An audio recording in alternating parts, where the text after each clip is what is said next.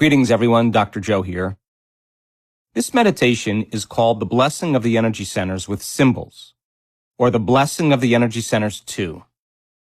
Now, up until this point in Blessings 1, our training has been to place our attention in each one of these centers and then become aware of the space around each of these centers. And as we tune into the energy or frequency of each center, since frequency carries information, as we can receive the energy into each center, we can reprogram each center one by one with the intention of giving new life to life and organized matter to a new mind or to a new energy. So when you place your attention in each center, you're practicing a type of focus called a convergent focus or a narrow focus. You are focusing on matter or the particle in quantum physics. And when you tune into energy around each center, you're practicing a divergent focus or an open focus. And you are becoming aware of energy or frequency. And that frequency carries information to instruct matter. And the autonomic nervous system then can begin to draw from each frequency which carries those instructions. And once it gets the instructions, it knows exactly what it's supposed to do. And that's automatically or autonomically use that energy carrying those instructions to create more balance or order in the physical body. Because the purpose of the autonomic nervous system is to create balance or homeostasis. And in order for you to do that, you'll have to know how to change your brain waves and slow them down from beta to alpha or theta, and get beyond the analytical mind so that you can enter the operating system of the autonomic nervous system where true change can happen. Now, before we begin, I want to talk to you about a few things because knowledge is the precursor to experience. So now, I'd like to advance the teaching of the Blessing of the Energy Centers 1 so that you can specifically instruct matter to a new mind based on your own personal needs. So it makes sense then that the more knowledge you have, the more prepared you are for an experience. And the more you intellectually understand that knowledge, the more you know what you're doing and why you're doing it, the how gets easier. And you can assign meaning to what you're doing and produce better results or outcomes. In other words, you're more effective. So let's talk for a few minutes and review some concepts about matter and energy. Everything in our known universe is made up or emits light and frequency or information. Energy and consciousness, feelings and thoughts, or emotion, energy and motion. Your conscious intentions always carry specific instructions. That means that your body is not only made up of information and light, but you as a conscious or unconscious being are continuously sending and receiving light and information. You're sending information out and you're receiving information because that's what particles do. And you are made of particles. Therefore, you're both particle and wave, matter and energy. Now, the energy centers of your body are centers of information. They have their own individual frequency or energy, and since frequency carries information or intention, they have their own level of consciousness. We also know that each one of these energy centers have their own specific glands, and those glands make certain hormones or chemicals, and they're equipped with a plexus of neurons that correlate with each center, mini brains, if you will. And when you have a group of neurons connected together, or a plexus of neurons wired together, when they're activated with energy, these little mini brains then, or neurological tissue, begin to activate and you produce a level of mind. So each energy center has its own mind, because each one has its neurological tissue. And when energy is being facilitated into each one of these centers, that energy, that specific frequency that's carrying specific instructions, begins to activate each individual center to produce a mind. And mind is neurological tissue in action. So the first center has its own mind, as most of you know. If you think certain thoughts, or your brain is processing a stream of consciousness, since each thought has its own frequency, or that each stream of consciousness is being carried on a certain energy, the frequency of that thought activates energy in that little mini brain in your first center.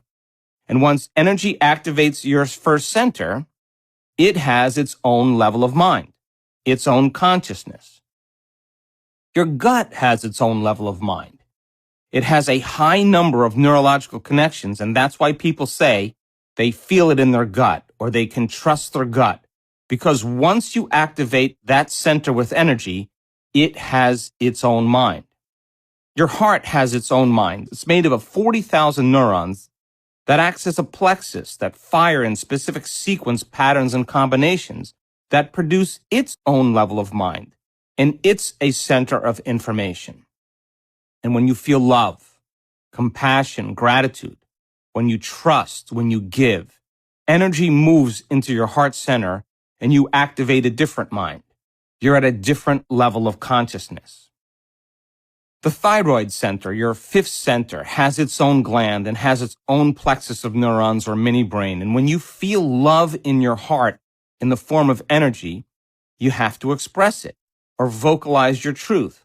So when energy moves from the fourth center to the fifth center, that center has its own different level of mind and you express through that center. Another example, the pineal gland and the pituitary gland are also individual glands that have their own plexuses of neurons that can house and receive specific information. And when energy or frequency carries information, it activates these centers, and the associated neurological tissues produce different levels of mind. So now we know that the hormones of stress, when you live by the fight or flight reaction, when you're living in survival, you draw from the vital field of energy surrounding your body, and you take that field of energy and you turn it into chemistry. And the field around your body shrinks. In other words, you're becoming more matter and less energy. We also know that by living by the cocktail of stress hormones for an extended period of time, the arousal of those chemicals causes you to shift your attention to different people and objects and problems and conditions in your life. And every one of those different elements has a neurological network in your brain. So the arousal of stress hormones drives the brain into high beta patterns, and your brain becomes very incoherent because different compartments of the brain that were normally communicating or working together begin to subdivide, and they no longer communicate well with each other. So the consequence of chronic stress creates incoherence in your brain. Now, the first three centers of your body are the centers that represent survival. The first center is our center of sexuality, or our sexual identity, or our center of reproduction. It has all the equipment, the glands and hormones and neurological tissue and organs for that function. And nature, in its brilliant design, made it feel pleasurable or good so that we continue propagating our species through reproduction. When you use this center to create another life, it takes a lot of energy to make a baby. There is a release of energy during orgasm. The second center has a lot to do with consumption or digestion. When you feel safe and secure, energy moves into this center and we can ingest, consume, metabolize, digest, assimilate, and excrete. It takes a lot of energy to perform all of these autonomic functions. In other words, it takes a lot of energy to break food down to make energy. And when there's food and shelter and warmth and community and relationships and social structures, this center is in balance and it works optimally. When there's an absence of any of these factors, this center can move out of balance and order, and we feel discomfort, pain, sadness, or suffering. The third center is the center of our will or our empowerment. and it's where our fight or flight nervous system is activated. We use an enormous amount of the body's resources to fight or flee from unsafe conditions or challenges in our environment. And the third center is also an energy consumer. When you feel control, aggression, empowerment, competitive, dominating, successful, this center, it takes a lot of energy to execute and overcome the conditions in our environment. And it makes sense that fear and anger are some of the emotions that we feel when we use this center's energy. Now, that works well in the world of the animal kingdom. But the long-term overutilization of these centers, whether we're over-sexual, over-consuming, whether we're over-stressed, consumes vital energy. And the result of it, the overutilization of these energy centers, begins to send very incoherent messages to the body. And we're continuously stealing vital energy from the heart center and the higher centers above, and we're turning it into chemistry. In a sense, we're drawing from the invisible field of energy that's surrounding your body, and we're using it to make chemistry. So the long-term effects of the hormones of stress, according to our brain research, the different compartments of the brain that begin to become aroused and subdivide and compartmentalize begin to send a very disintegrated or incoherent signal down the central nervous system to each one of these individual energy centers. And so the brain then, through the autonomic nervous system, sending very incoherent messages down the central nervous system, causes these plexus of neurons to begin to fire incoherently, and the corresponding energy from each one of these centers sends very incoherent messages to the cells and tissues and organs in the corresponding parts of the body. As a result of the incoherent message that's coming from the brain down the central nervous system, like static on a wire, begins to cause the hormonal expression and nerve conductivity going to those organs and tissues and cells in the body, and it begins to function very incoherently. And we begin to create dis-ease or imbalance. Now, our intention in this meditation is do the exact same thing that we've done up until this point, but now we want to rest our attention in each one of these centers and tune in to very specific frequencies that are carrying information and consciously direct that energy into each center. And as you place your attention in each center, where you place your attention is where you place your energy. So I'm going to ask you to place your attention in each center, to find it, to feel it, to stay aware of it, to stay connected to it, and then become conscious and aware of the energy around each one of these centers. And as you place your attention in each center, a convergent focus, and you become aware of the space around each center, a divergent focus, you're focusing on particle and wave, matter and energy. And because you know how to change your brain waves and slow them down, you can get into the operating system of the autonomic nervous system, then you can begin to tune into that particular frequency and receive. And because this is part 2 of the blessing of the energy centers, I'm going to direct your attention to each one of these centers, and as the meditation progresses, I'm going to ask you to become aware of the space your perineum is in. That's your first center. To rest your attention in the space behind your belly button and slightly below it. That's your second center. I'll ask you to rest your attention in the pit of your gut, where your stomach is, right below your sternum. That's your third center. I'll ask you to rest your attention in the place behind your breastbone, where your heart exists. That's your fourth center. Your fifth center, the center of your throat. The sixth center, between the back of your head and the back of your throat. The seventh center, right in the center of your head. And the eighth center, about 16 inches or 34 centimeters above your head. I'm going to ask you to sense that space.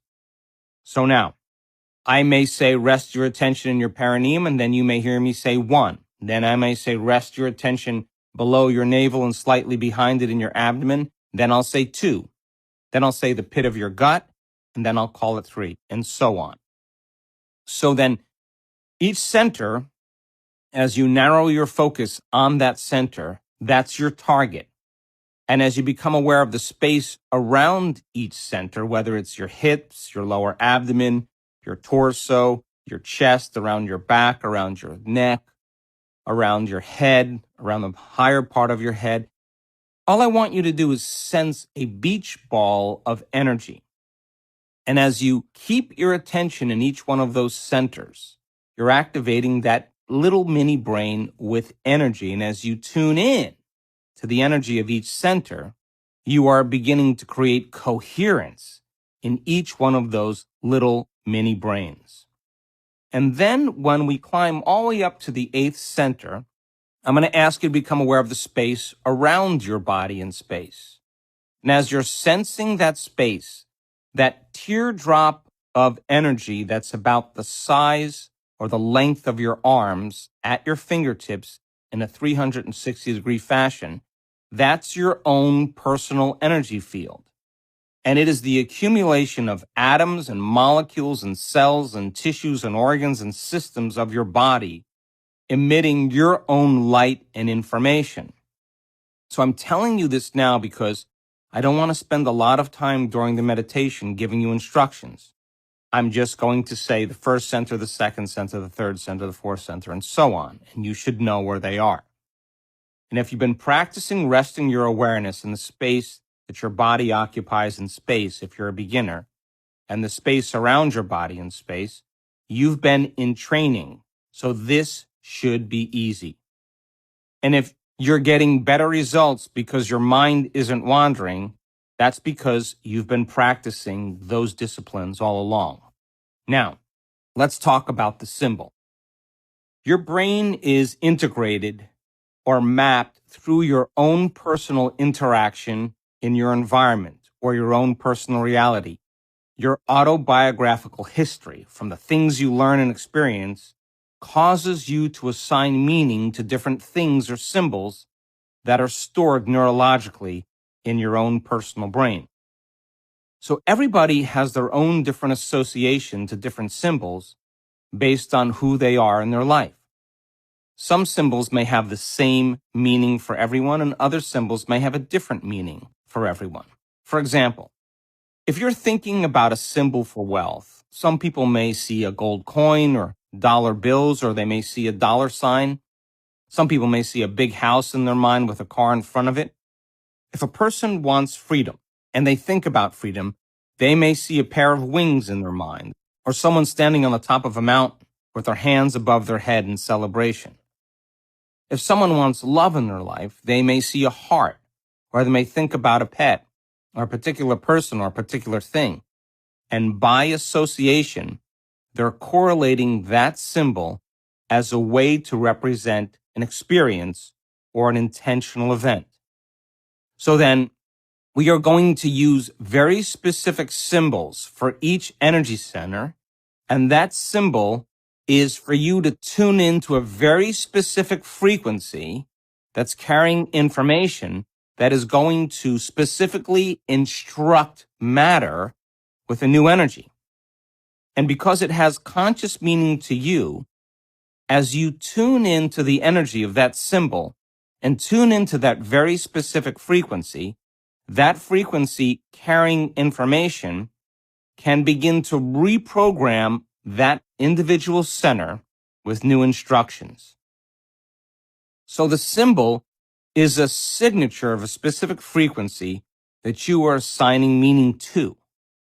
So if you were to place your attention in any one of these energy centers and tune into the energy around the center, and if I ask you to begin to tune in to the frequency of a specific symbol, that symbol would represent a specific instruction or orders or some type of direction of energy, so that your autonomic nervous system would receive very specific messages, and it would take over and begin the automatic change. In other words, There's nothing that you have to do except to tune in to the frequency of each symbol and each energy center and receive. And once you find your target, that is, each energy center in your body, and become aware of the space around each energy center, and you tune into the energy of your symbol and receive, your autonomic nervous system that automatically creates balance and harmony is going to take those instructions and it's begin to organize it into order and balance. And that's because your autonomic nervous system already knows how to do it way better than you and I know how to do it. And since atoms are made of particles and waves, matter and energy, and it's energy that instructs matter, the atoms have a field of information around them. And that field of information is what instructs matter. In other words, Einstein said, the field is the sole governing agent of the particle. That he didn't say the particle controls the particle. He said the field controls matter. And as you begin to influence the field, you can begin to influence matter. That's because the energy of the field is what informs matter. So think about this. If you take two atoms, and atoms have a nucleus and a field around it, and electrons are appearing and disappearing. If you take those two atoms and you bring them together and they bond and they share a field of information, they form a molecule. Now that molecule has different physical qualities and characteristics once the fields begin to exchange information. And the sharing of that information is holding matter and organizing matter into a molecule. And the molecule has very different properties once it's bound together because it's sharing information. And if you can organize molecules and those molecules can share more fields of information, you create more complex chemicals. And those chemicals can form into cells in the body, and cells can organize into tissues, and tissues can organize into organs, and organs can create systems.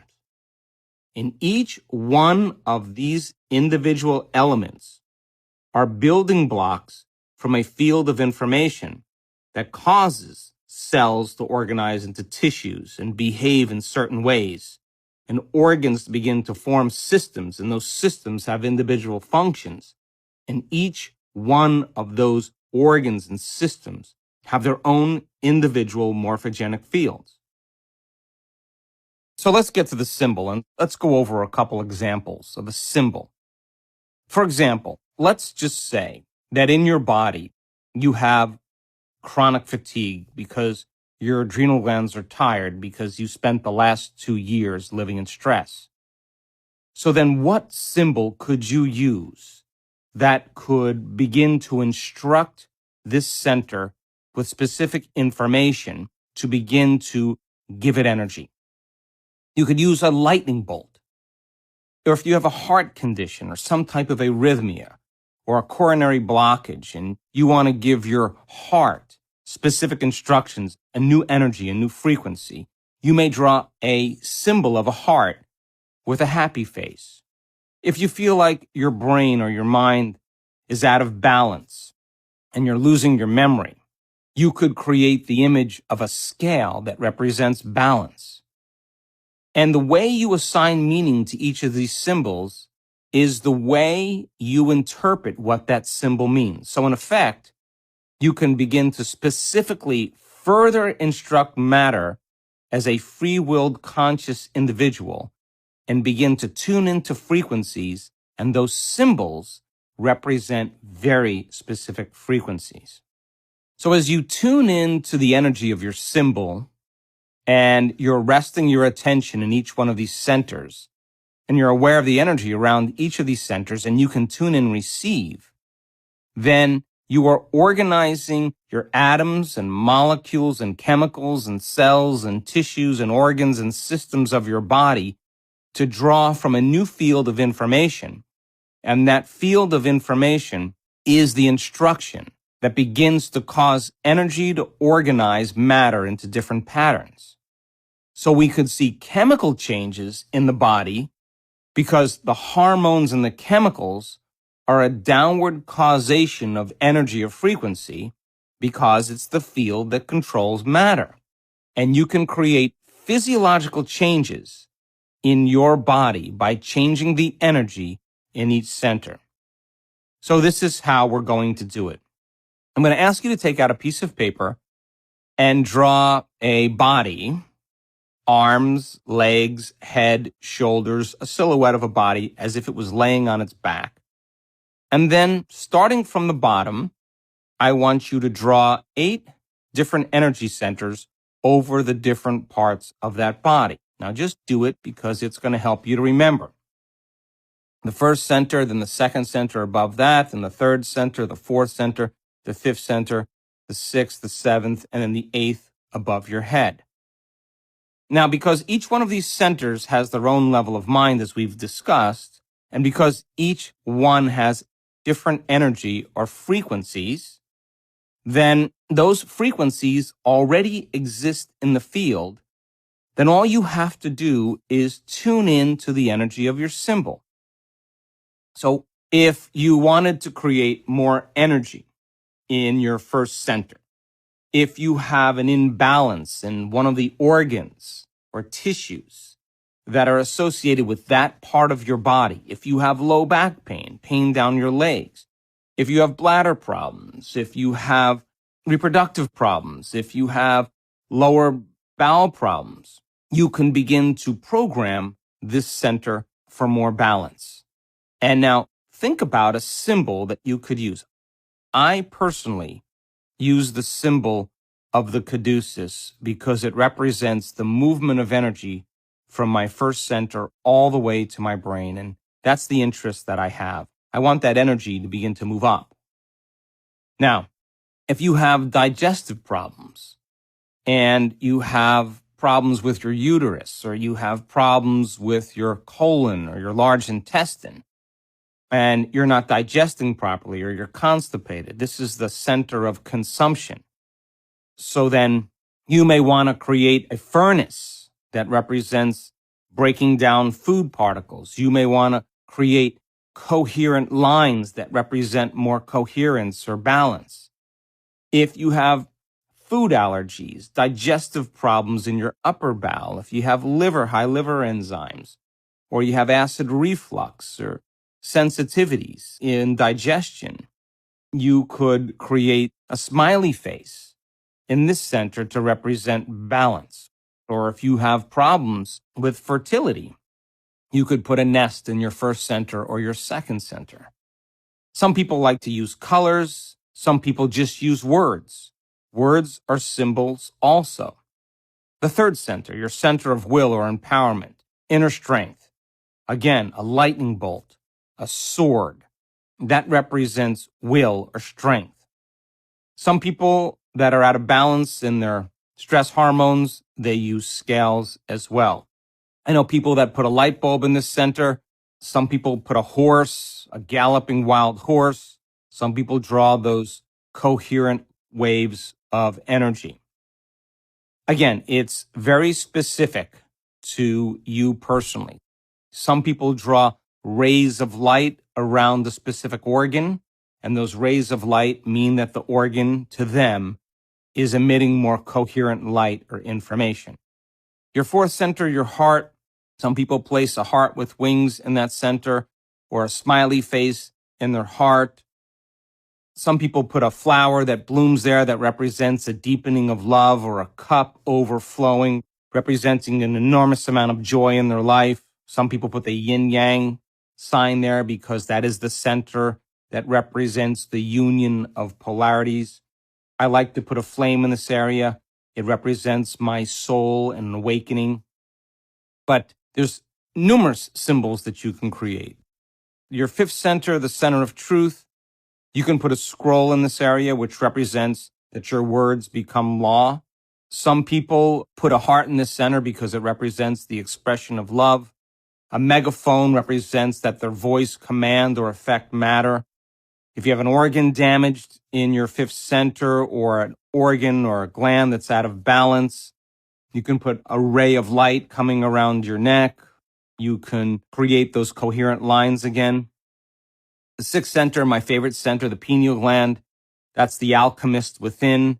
It has all these wonderful metabolites of melatonin that create all kinds of mystical experiences. So what would be the symbol of an alchemist? Maybe a mortar and pestle, maybe a wizard's hat, maybe the all-seeing eye, maybe a radio receiver, maybe opening curtains to see through the veil. It's up to you. If you're interested in having more lucid dreams, you could draw a caption, like a thought caption with an alchemical symbol in it. As you tune into the specific frequencies that are more direct radio stations to produce more specific frequencies that each center can facilitate, the frequency will begin to change the chemical signature of the neurotransmitters and the neural hormones in your brain, and you should have some pretty wonderful experiences. So in the sixth center, as you tune into specific information in the field, that information will slow down and instruct different chemical signatures that will change the neurotransmitters and neurohormones in that particular part of your brain, and you should have some very wonderful experiences. The seventh center, the pituitary gland, this is the gland that represents harmony. It influences all the other energy centers of the body. It's been called the master gland. Some people put a harp in this center. Some people see a lotus blooming. Some people see it enriched and vibrant and electric. Some people put a light bulb or a sunrise that represents enlightenment. Whatever symbol you like, place it in this center. Now that eighth center, 16 inches above your head, what the Egyptians called the Ka, is the door to the cosmos. So it wouldn't be a bad idea to draw a door. It represents being connected or being open to the cosmos. An eclipse or a sliver of the moon with the sun behind it, representing the cosmos. A whirlpool of energy coming into the top of your head could represent downloading information from the field or the cosmos. Some people put rays of light coming out, which represents cosmic energy or receiving cosmic energy. People can put an arrow that's pointing down, and that arrow pointing down towards the top of the head could represent cosmic information entering the brain. Any symbol that you choose that is personal to you is fine, because you're assigning your own personal meaning to it. Now, we will climb up and we will tune in and reprogram each one of these centers. And then as the music builds and you finish the eighth center, I'm going to ask you to become aware of the space around your body and space.